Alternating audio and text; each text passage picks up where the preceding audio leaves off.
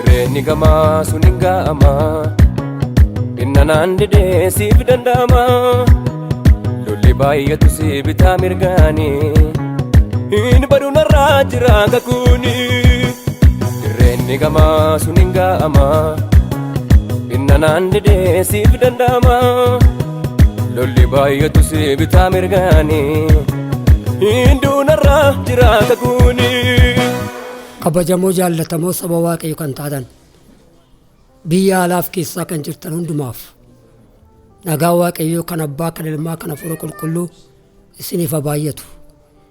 Ani hojjetaa wangeelaa Efreem Wadaajoo yeroo kana immoo sagalee waaqayyo dubbifnee yerootti waliin kadhannu ta'a.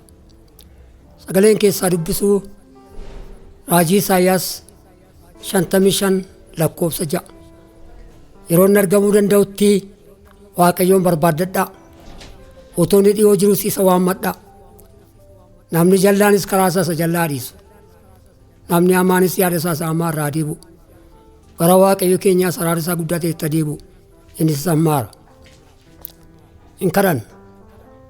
Abbaa gooftaa keenyaa Yesuus Kiristoos gooftaa waaqaaf lafa uumtee baay'imnee guddifnees galateeffannaa geggeessaa kee beekumsa kee gochaa kee hundumaaf galanni guddaan ulfinni guddaan ooqubaan tolleen dabarsiifa ta'u.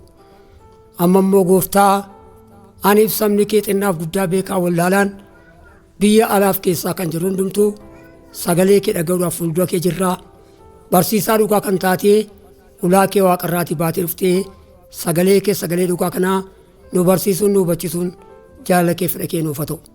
Maqaa kee maqaa ulfina qabeessa kanaan ameen.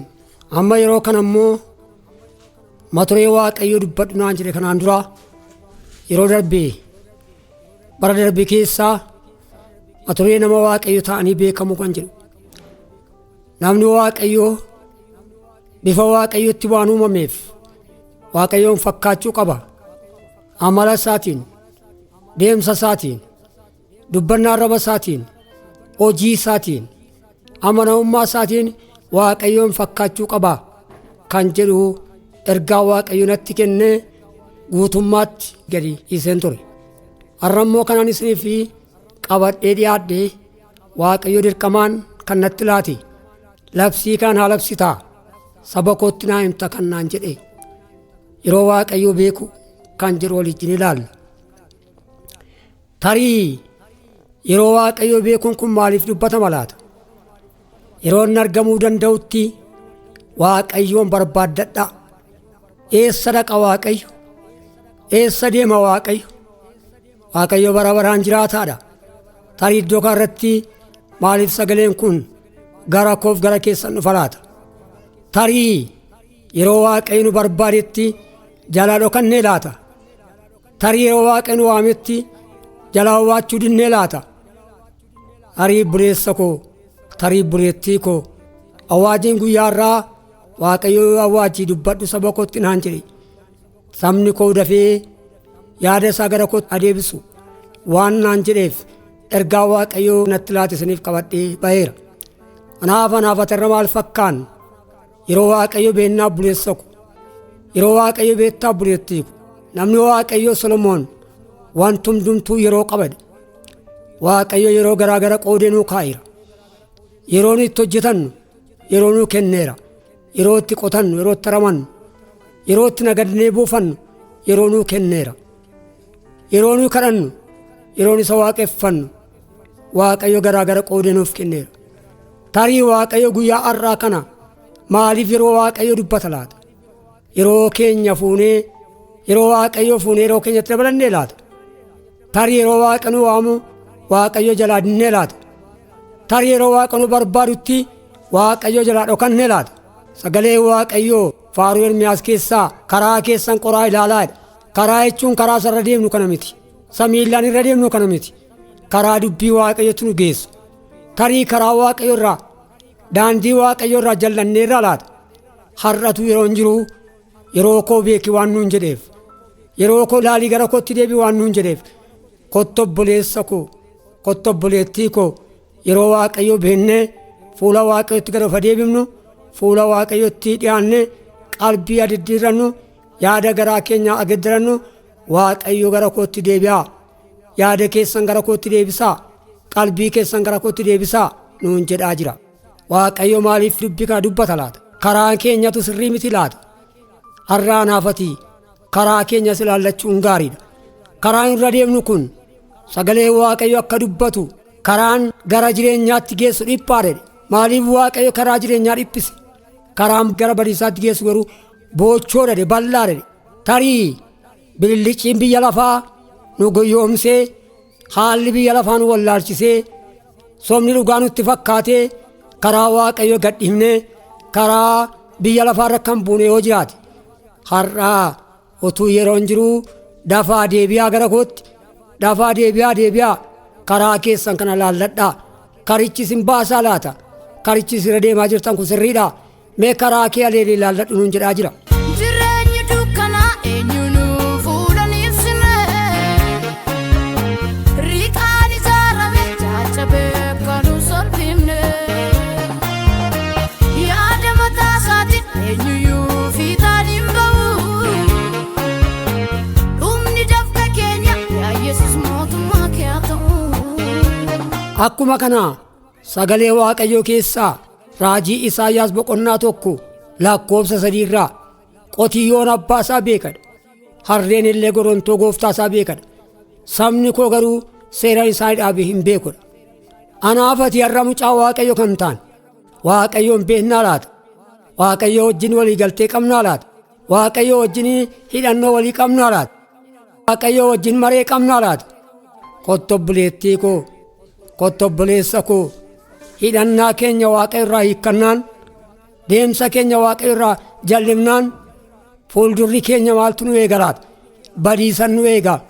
Gooftaan kanaaf baduu dhala isaa jibbee, baduu ilmaan isaa jibbee gara kootti deebi'u sabni kun karaa isaa laallatee karaa badiisaa irraa karaa jireenyaatti deebi'u itti naa labsi dhala koo, itti naa himi dhala koo waan naan jedheef. Buleessa koo kottu karaa keenya laallanna, kottu yaada keenya qajeeshanna, kottu jireenya keenya laallanna. Deemsi koof deemsi kee kun sirriidha laata? Abbaa isaatu qoree of ilaala. Waldaan qortee nama laaluu hin dandeessu. Waldaan qajeelchama baasuu malee qortee nama ilaaltees kana gara sirriitti deebisuu hin dandeessu. Tarii har'a kan nuyi anaaf ati hojjetaa Waaqayyo kan taane, hojjetaa Kiristoos kan taane, sagalee Waaqayyo kan labsinu, guutummaa biyya lafaatti kan labsinu, of eegganneerraa laata? Deemsa keenya kana ilaallanneerraa laata? Deemsa keenya laata? Tarii sagalee Waaqayyo kanaachi gooftaatti humna isaa aangoo qabeessatti jabaadhaa. Haxxummaa seexanaan mormuu akka dandeessanitti mi'a Waaqayyo guutummaatti hidhadhaa. Mi'i Waaqayyo hiikkaan isaa maayinni mi'i Waaqayyo? Mi'a Waaqayyo jechuun hafuura qulqulluudha.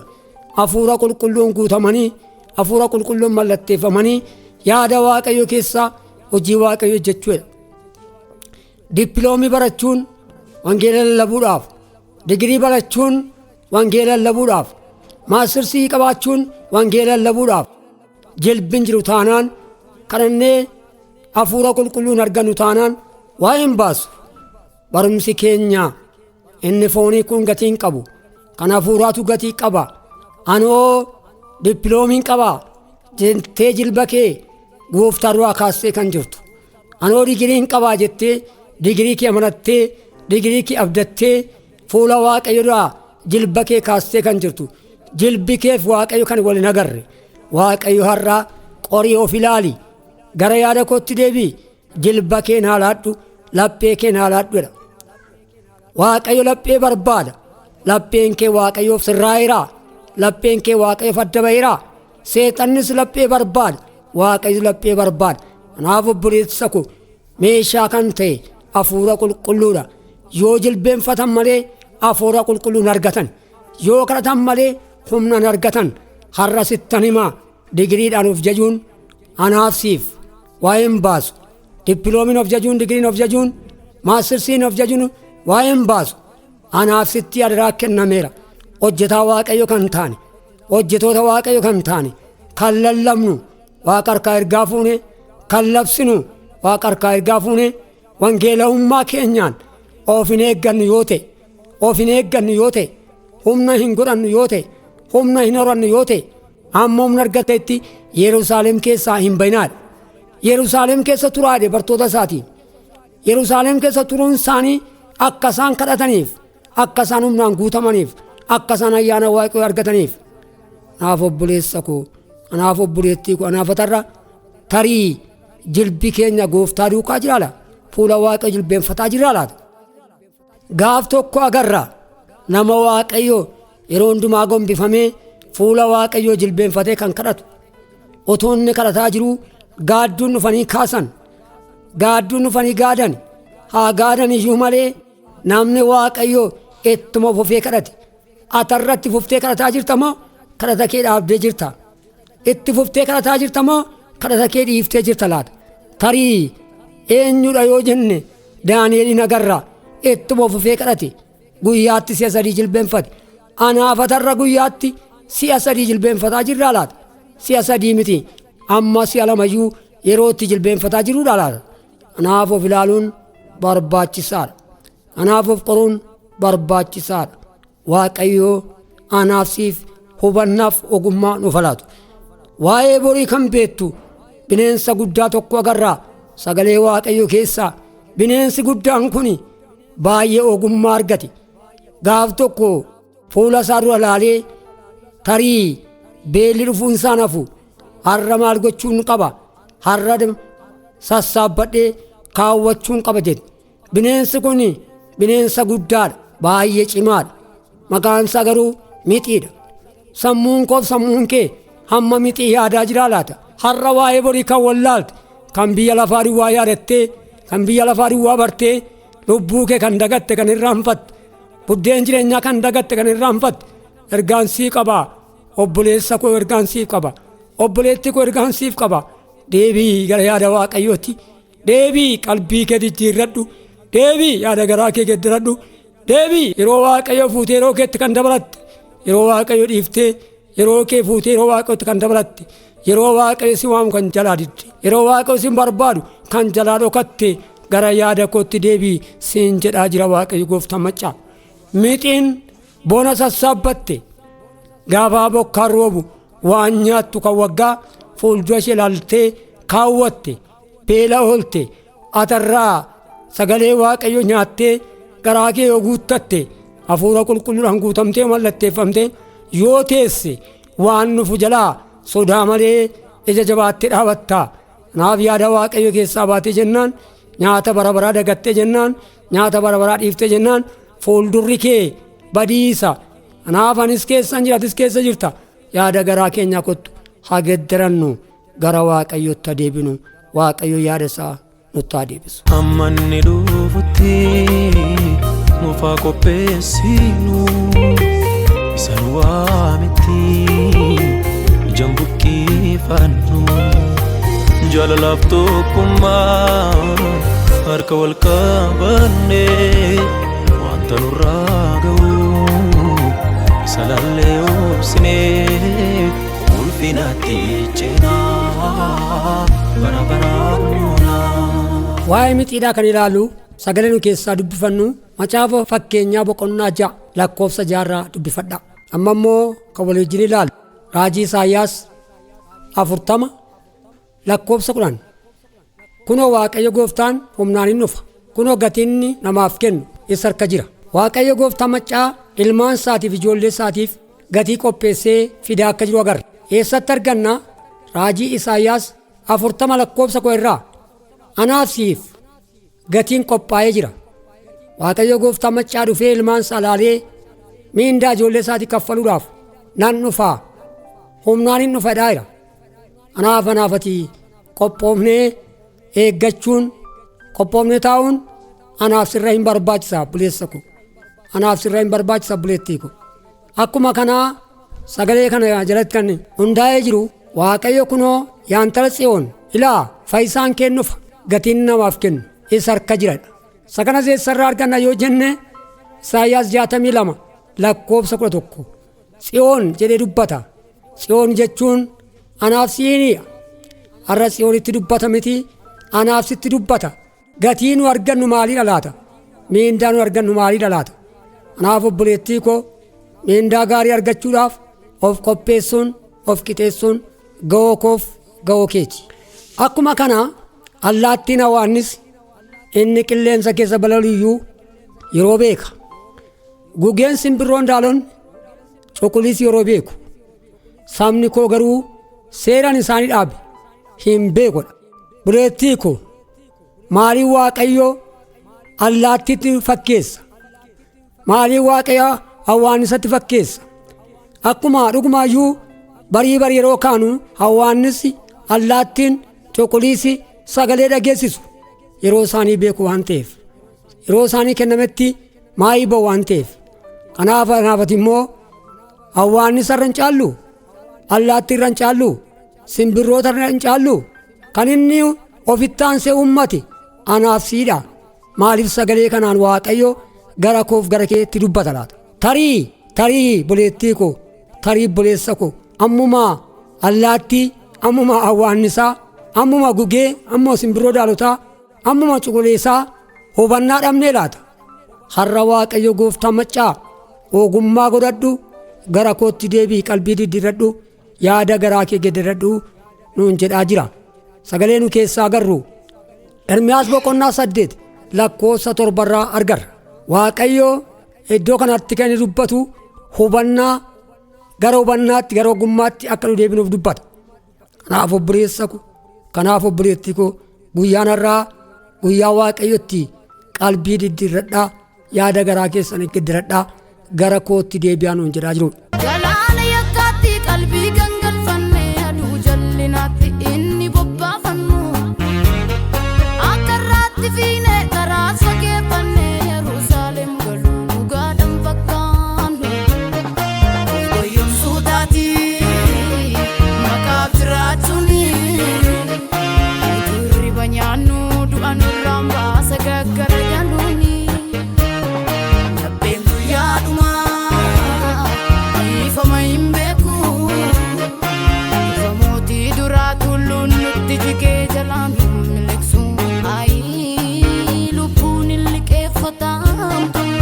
Efesoon boqonnaa 5 lakkoofsa 5 irraa akkas jedha. Egaa akkamittiin akka deddeebitan aleelladhaa, ilaalladhaa. Akka warra ogeessotaatti malee akka warra ogeessota hin ta'initti hin jiraatinaadha. Guyyoonni kun guyyoota gadhee waan ta'eef yeroo isinii kenname utuu hin dabarsin itti hojjedhaadha. Waa'ee yeroo of hin naqa. Yeroo Waaqayyo dubbatu kun maa'in? Har'a yeroon itti qalbii diddiirrachuu, har'a yeroon itti yaada garaa fi geddarachuu, har'a yeroon gara Waaqotti deebi'u, har'a yeroon kun darbee jennaan yeroon deebi'ee hin dhufu. Yeroo irratti hojjennamoo yeroo tun irratti hojjeta laata? Tarii obboleessa koo yeroo irratti hojjettamoo yeroon sirratti hojjechuu barbaada. Anaafati yeroo Waaqayyo gooftaa maccaa yeroo koo beekaadhu kana keessatti deebine gara qalbii diddiirrannaatti deebinu, jilba keenya gooftaadhaaf alaannu, laphee keenyaaf yaada keenya Kiristoos wajjin wal agarsiifnu. Akkuma kana sagalee Waaqayyo keessaa iddoo tokko agarra. Sabni koo gowwoota waan ta'aniif nan beekan akka ijoollee wallaaltuu ta'uudha. Maali akkamittiin?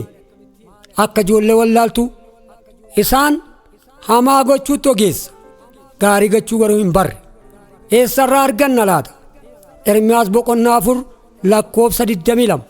Sabni koo garuu gowwaadha, nan beeku. Akka ijoollee wallaaltuu ta'u, isaan hamaa gochuutti ogeessa, gaarii gochuu garuu hin barre. Kanaaf sagalee kanaan of ilaallu, sagalee kanaanis of madaallu. Maala naafatoo nama hubataadhaa dubbii Waaqayyootiin guutamnee, icaa Waaqayyoo taanee ayyaana Waaqayyootiin guutamnee jirra. Maaliif Waaqayyo wallaalota nuun jedha? Akka ijoollee wallaaltutti nan hubatan maaliif nuun jedha? Komee Waaqayyoo komatu kana kottaa gara Waaqayyootti deebinee qalbii diddiirran. Akkuma kana raajii Isaayyaas boqonnaa 29 lakkoofsa 13 irraa sabni kun afaan isaatiin natti dhiyaata, garaan isaa garuu natti fagoodha. Har'aa anaafati afaaniin waaqessaa jirra moo garaan waaqessaa jirra? Kottumee of ilaallaa. Afaan keetiin waaqeffatta moo garaa keetiin waaqeffataa jirta? Garaa keetiin gooftaa abdataa jirta, amanataa jirta moo afaan keetiin gooftaa amanataa jirta? Anis atis of ilaallu, yaada Waaqayyo keessatti of ilaallu, sagalee Waaqayyo keessatti of ilaallu. Sagalee Waaqayyo keessaa hubachiisa kan jedhu walijjiniin ilaalla. yeroo waaqayyotti maaltu ta'a? Yeroo waaqayyotti waaqeffannaa dhugaaf sobaatu adda ba'ee beekama. Sagalee waaqayyo keessaa Daani'el boqonnaa 6 lakkoobsa 19 amma 23tti agarra. Daani'el waaqeffannaa dhugaa waaqeffate. Guyyaatti jilbeenfatee fuula waaqayyotti gombifamee jilbeenfatee waaqayyo wajjin haasa'a. Waaqayyo wajjin mari'ata. Utuunni waaqayyo wajjin waaqayyo irraa rarakataa jiru gaadduun dhufanii gaadanii fuudhanii dabarsanii boolla leencaatti darbatanii gatan. Mootiin naqee boolla leencaa keessa ilaale. Yaa Daani'el nama waaqayyoo waan kee inni ittuma fuftee waaqessitu si oolcheeraa. Achirratti hubannaa tokko agarra. Daani'el silumayyuu nama ogeessa, nama of eeggataadha. Mootii birattiyyuu nama mudaa hin qabneedha. Haa ta'u malee yaa mootii bara baraan mo'edha. Anaafatarraa utuu si ta'e illee badeen ooleennee firdii faraduutti fiinna malee gad of deebifnee qalbii diddirachuu beennaa laata?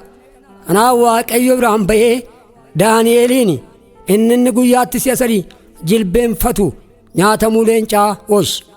Tokko lama kan nu waliin ilaallu. Namni waaqayyo yeroo waaqayyo maaliin beekama? Amantii dhugaaf soba adda baasuudhaan beekama. Gaaf tokko Siraaqmi isaa qabdinee gonfaa amantii dhugaan amanatanii ta'anii hin faarfatu, hin lallabu turan. Haa ta'u malee utuma isaan waaqayyoo waaqeffatanii, utuma isaan waaqoon amanatanii gaadduun biraan baatee nama waaqayyo fakkaattee dabarsitee namoota waaqayyo laatte. Har'a sanaafati amantii dhugaa qabnaa? Waaqayyo nu beeksisaa, nu mul'isaa laata amantiin keenya?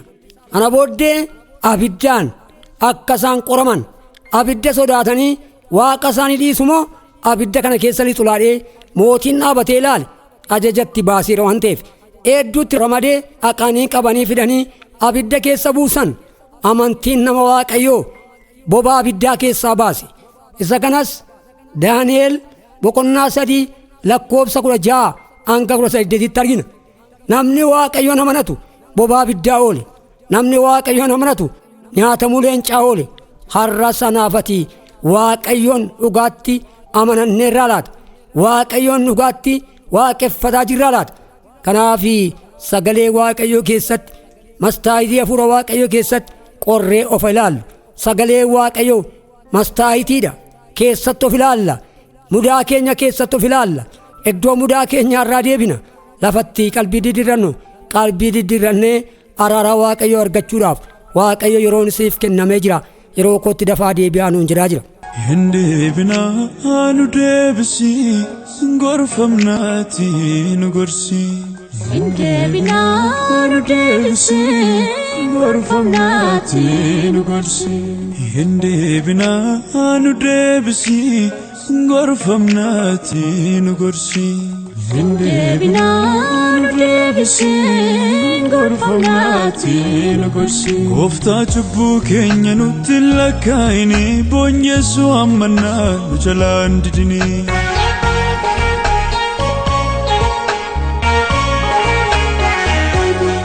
Gooftaa cubbuu keenya nutti lakkaa'ini, boonyeessuu hammannaa nu jalaan didini.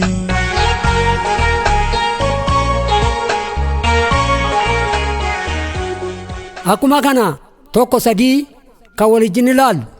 Yeroo waaqayyotti maaltu ta'a? Yeroo waaqayyotti hadhaatu mi'aatti geddarama. Maa inni sabni Israa'el gaaf tokko bishaan dhabanii Museen geggeessaa jira. Musee irratti gunguman dheebotanii, gaafa dheebotanii gunguman Museen gara waaqayyoo ilaale. Har'a isatis gara waaqayyoo ilaale. Gara waaqayyoo furmaanni jira. Gara waaqayyoo hiikamni jira. Gaafa Museen gara waaqayyootti iyyee waaqayyoon gaafatu laga bishaanii waaqayyotti agarsiise. Museetti agarsiise.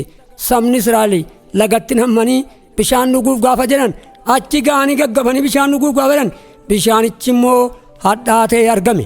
Har'a ergaan siif qaba. Fuula waaqayyoo jilbeenfataa jirta yoo ta'e, fuula waaqayyootti amanannaa kee godhattee yoo ta'e, wanti sitti hadhaa'e mi'aatti sii geddarama, mi'aatti sii jijjiirama. Anaafati waaqayyoon kan qabnu fuula waaqayyootu jirru hadhaan nutti hadhaa'e jennee miilla keenya yaada waaqayyoo irraa deebisuu hin qabnu. Jilba keenya fuula waaqayyootti deebisuu hin qabnu. Kanaaf waaqayyo gooftaan hadhaan kun mi'aatti geddarama. Isa booddee Museen gaafanni gara waaqayyotti iyyuu sabni kun bishaan bira ga'anii bishaanoo dhuguuf jedhanii bishaanoo hadhaa ta'e maal wayyannaan kanaafis furmaanni jira waa'ee kee furmaanni jira haala sitti hadhaa ilaaltee gooftaa gad hin dhiisin haala sitti hadhaa ilaaltee gooftaa irraan deebi'in gooftaa waan sitti hadhaa kana mi'aatti sii geddara mi'aatti sii jijjiira sagalee nu keessaa agarru seera ba'uu boqonnaa 15 lakkoofsa 22 dubbifadhaa ilaalladhaa. Yeroo waaqayyootti maaltu ta'a? Yeroo waaqayyootti wanta cufametu banama. Maa inni immoo yoo jenne gaaf tokko aannaatu gadameessi ishee cufame. Gadameessi ishee cufame. Phiniinaan hin doorsifte. Ofii isheeti micaa qabdi. Hin cannatte. Aannaan garuu nama waaqaati. Yeroo hundumaa waaqa isheetti boossi. Yeroo hundumaa waaqa isheetti yiti. Eewatarraa phiniinaan rakkataa kan jirtu. Dhiphataa kan jirtu. Gadameessi kee cufame. Wanti ati abdiitti kutatte maalidha? Waaqayyo gooftaa maccaa yeroo koo eegi yeroo kootti wanti cufameen banamadha. Sii banama na dhaggeeffadhu. Macaafa Saamu'eel isa 1ffaa boqonnaa 2 lakkoofsa 1 irraa agarra. Yerootti waaqayyo aannaa yaadatee gadameessa ishee cufame bane. Banee waaqayyo gooftaa maccaa harka guutuu ishee laate. Har'as waa dhabdee kan dhiphataa jirtu kan cannaqamaa jirtu waaqayyoon amanadhu gara waaqayyoo ilaali malee waaqayyoo gara kee ilaalaa cufaan keessan sin banama. 2 3 yeroo waaqayyotti maaltu ta'a? Abdii citutu haaraa'ee argama. Gaaf tokko haadha hiyyeessaa tokkotu mucaa tokkittii qabdi. Iddoo abbaa manaattis iddoo mucaattis iddoo obboleessaatti iddoo obboleettiitti mucaa tokkittii kana qabdi. Warri kaan kolfaa deemu taphataa deemu reeffa baatanii isheen garuu wayyoo kaa'ette abdii kocciteette. Kana booddee bakka gatiin qabatte boo'aa deemti harqaa deemti waaqayyo biraan ba'ee maa inni maal baattu ennaan reeffa baannannaan lafa kaa'e. Amma wanti dubbatamu ajaja duwwaatti baasudha. Waaqayyo waa'ee keef ajaja baafnaan wanti du'e hin ka'a. Du'aan siif hin ka'a.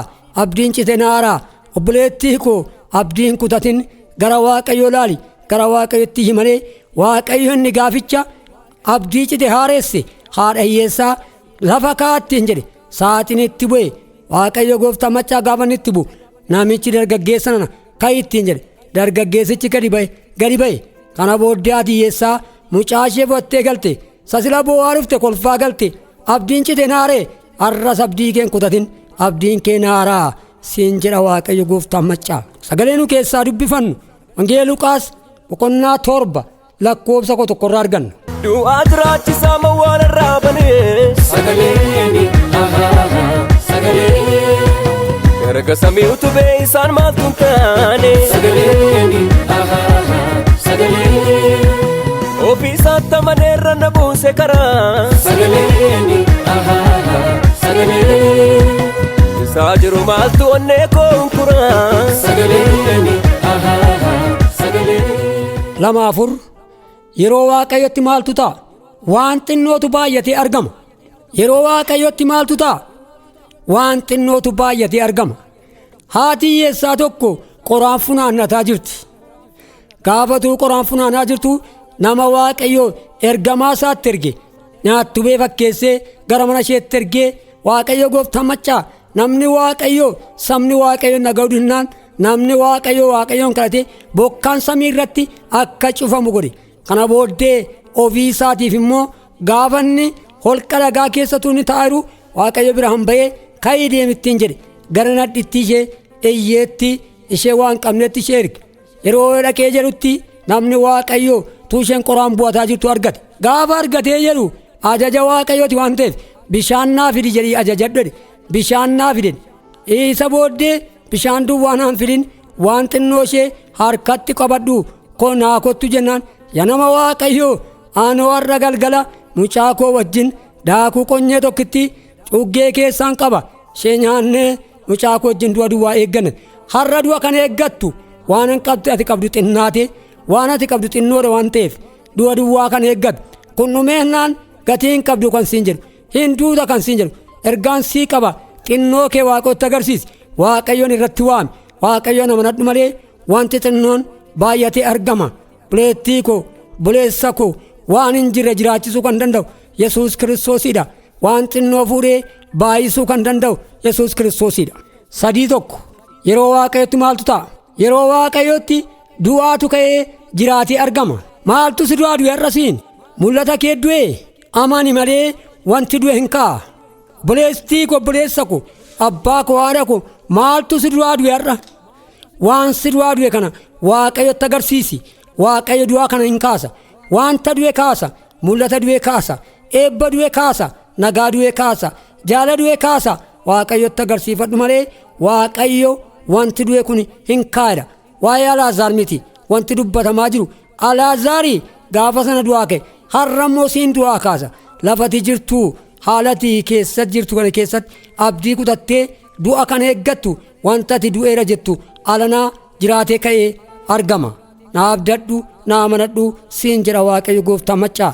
Sagalee nu keessaa agarru waa'ee Alaazaariidha kan nu dubbifataa jirru. Alaazaarii yeroo baay'ee lallabna, yeroo baay'ee dubban, baay'een hin dhageenya garuu innarra dubbatamu waa'ee Alaazaar miti, waa'ee kooti, waa'ee keeti obboleessa ko, obboleettii ko, obboleessa ko waaqayyoon amanatteetu jirtu wanti si du'aa du'e jira itti agarsiisi. Dubbiinsaa itti agarsiisuudha, itti agarsiisanii immoo kadhachuudha, jilbaan waaqayyoon gaafachuudha, waaqayyo isa du'aa kaasu amanatanii kadhachuudha. Waaqayyo wanti du'aan kun hin jiraata. hin deebi'aa naan jedhaa jira. Wangeela Yohaannis boqonnaa 11 lakkoofsa 38 irratti argan. Kan danda'u hadhaan dhaloota hiddi waaqayyotu jechee du'a koo didi. Kan danda'u hadhaan dhaloota hiddi waaqayyotu jechee du'a koo didi.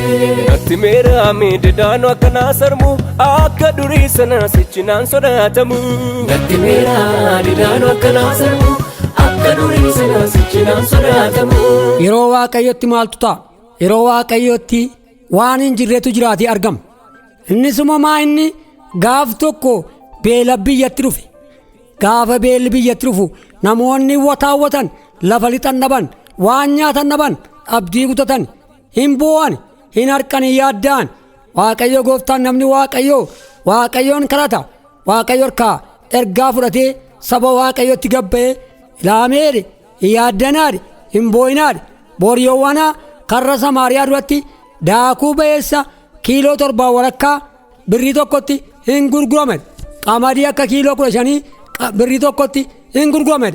Garuu haa ta'u malee namni tokko ajajaa duulaa kan ta'e kuni matumaan ta'u itti sibantii waaqa baname utumaa ta'eeyyuu kun hin ta'u ajajaadha ka silxaana qaba ka meeshaa qaba ka in ajaja ka sagalee waaqayyo caalchifate tun ta'in meeshaa isaa ogummaa isaa caalchifate mamii waaqayyo keessa sagalee waaqayyo mami.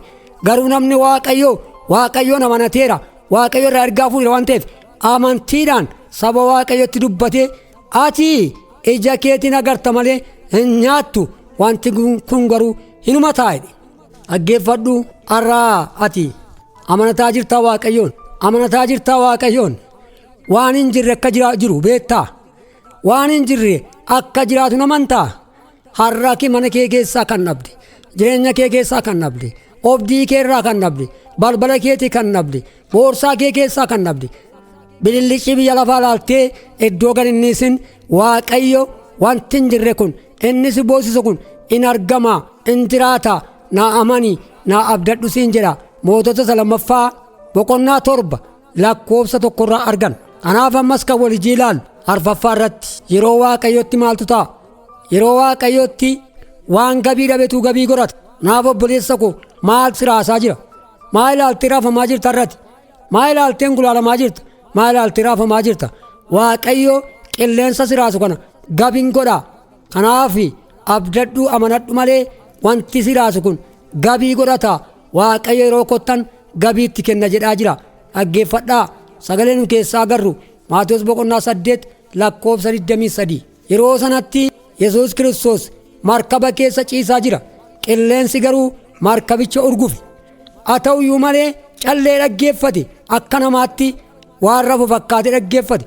Sabni olii gadi fiiganii hin yaaddaanii markabicha keessaa hin raafamanii maal taate dhumne hoo jedhanii isa dammassan. Gaafan ol ka'ee sagalee tokkicha dubbatu gabii guddaan hin ta'e. Har'as wanti biyya raasu wanti biyya cannaqu wanti biyya yaaddessu yeroo isaatti gabii argata, yeroo isaatti gabii godhata. Kanaaf Waaqayyoon amanadhaa, Waaqayyoon abdadhaa. Ayyaanni Waaqayyoo anaaf isiniif haa baay'atu. Yeroo kana immoo sagaleen walijjii ilaallu tokko raajii Isaayyaas, Waaqayyo harka isaa jabaadhaan na qabe, anatti dubbate, karaa sabni kun irraa deemurraa akka hin adeemne na gorse. Wanti sabni kun hamaa qorachuudha jedhu hundumaa ati hamaa qorachuudha hin jedhini. Wanta inni sodaatu sin sodaatin, wanti isa naasisuunis sin naasisini. Ana Waaqayyo gooftaa maccaa duwwaan qulqulluu akkan ta'e beeki. Ana duwwaa sodaadhu, ana malee homtuu sin naasisin. Buleettii koo, obboleessa koo, gorsa Waaqayyo dhaga'uu barbaaddaa? Gorsa Waaqayyo dhaga'uun jaallattaa? Waaqayyo si gorfata, Waaqayyo si gorsa. Isaayyaas akkas jedhe, Waaqayyo harka isaa jabaadhaan na qabee anatti dubbate, karaa sabni kun irraa deemurraa akka hin adeemne na gorse. Har'aa karaa wal ilaalee baay'een karaa gaarummaarraa karaa minaatti wal gototaa jira.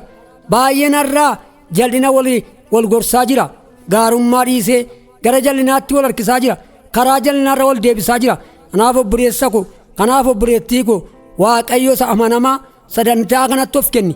Waaqayyo inni amanamaan harka si qaba, harka na qaba.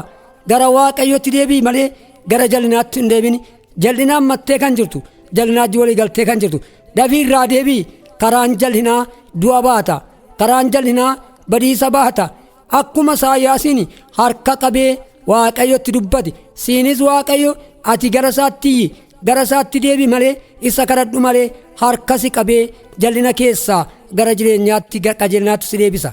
Naaf obboleessa koo, yaada Waaqayyo keessaan baanu, yaada Waaqayyotti adeemnu, qalbii diddiirrannu, sagalee Waaqayyo keessaa gara Waaqayyotti deebi'u kan jedhu. Hojii ergamootaa boqonnaa 3 lakkoofsa 19 irraa agarra. Hojii ergamootaa boqonnaa 3 lakkoofsa 19. Egaa yaada garaa keessanii geeddaradhaa, inni cubbuu keessan akkasiniif haa ta'utti gara Waaqayyotti deebi'aa, gara Waaqayyotti deebi'aa. Inni maal akka godhu cubbuu keessan akkasiniif haa ta'uuf gara Waaqayyotti deebi'aa. Kottaa har'a gara Waaqayyotti deebina. Yaada keenyaan, qalbii keenyaan gara Waaqayyotti deebina. Gara yaada Waaqayyotti deebina. Gara kootti deebi'aa. Cubbuu keessan isiniif han balleessa, isiniif anniisa nuun jedhaa jira Waaqayyo gooftaan maccaa. Ammas sagalee nu keessaa laallu inni jalqabaa hojii ergamootaa boqonnaa 3 lakkoofsa 19 isiniin jedha. Ammas sagalee nu keessaa laallu hojii ergamootaa boqonnaa 2 lakkoofsa 38. Yaada garaa keessanii geeddaradhaa, cubbuun keessan akka isinii dhiifamutti gara Waaqayyotti deebi'aa.